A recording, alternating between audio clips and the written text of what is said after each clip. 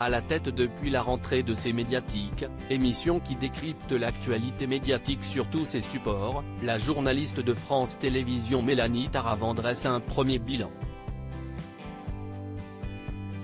6 ans après l'arrêt de l'émission Média le Mag avec Thomas Hugues sur France 5, la chaîne a relancé en septembre dernier un magazine dédié à l'actualité des médias présenté cette fois par Mélanie Taravant. C'est Médiatique, à retrouver tous les dimanches à 13h30 sur la 5 avec Raphaël Baillot et Julien Pain.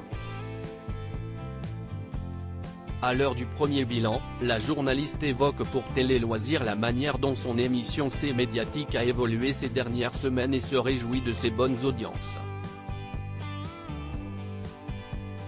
Rencontre. Les audiences ont augmenté de 40%. Télé Loisirs, C'est Médiatique a récemment évolué sur la forme avec un sujet fil rouge par émission. Vous allez garder ce nouveau principe ? Mélanie Taravant, oui. Avant, nous traitions plus de sujets, mais cela laissait moins de place à la réflexion. Le principe d'un seul thème nous a semblé plus pertinent. Avant, nous traitions plus de sujets, mais cela laissait moins de place à la réflexion. C'est un choix à double tranchant, si le sujet intéresse le téléspectateur reste jusqu'au bout. Dans le cas contraire, il s'en va. Pas forcément. Quand on choisit un sujet, on ne le traite pas de la même manière du début à la fin de l'émission, les angles sont variés. Nous nous demandons plutôt quelle plus-value nous pouvons apporter. C'est Médiatique est enregistré le vendredi. Est-ce que le direct ne manque pas parfois, comme lors de l'annonce spectaculaire de l'abandon de la fusion TF1-M6 ? Qui n'a été traité qu'une semaine plus tard. Nous avons été présents à travers les feux de l'écran, une rubrique que nous pouvons adapter jusqu'au dimanche. Mais, en général, nous nous demandons plutôt quelle plus-value nous pouvons apporter. Avoir un peu de recul peut aussi être utile. Depuis la rentrée, l'émission réunit en moyenne 2% du public, un score en dessous de la part d'audience moyenne de France 5 qui était de 3,6% en 2022. Êtes-vous déçu ? Non. Nous sommes plutôt très contents de ce début.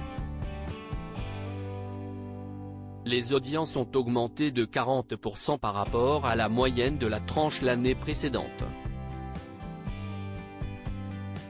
Il faut laisser à l'émission le temps de s'installer. Une belle maison se construit avec des fondations solides, c'est-à-dire s'assurer que ce qu'on propose est qualitatif et sérieux. Il n'y a pas de petits et de grands sujets. C'est Médiatique ne manque-t-elle pas de sujets populaires ? Le record de saison a été atteint au mois de novembre avec un débat sur Cyril Hanouna. Une semaine plus tôt, l'émission avait fait un flop en évoquant le patron de Twitter, Elon Musk. Notre feuille de route est de traiter de tous les sujets qui traversent notre société médiatique.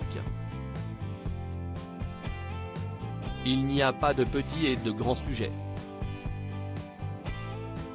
Charge à nous de bien les traiter pour apporter des outils de réflexion à nos téléspectateurs. Est-il facile de parler de France Télévisions quand on est diffusé sur le service public ? L'arrêt de l'émission de Claire Chazal Passage des Arts sur France 2 a, par exemple, été traité à minima chez vous. France Télévisions ne nous a jamais appelés pour nous interdire de traiter d'un sujet.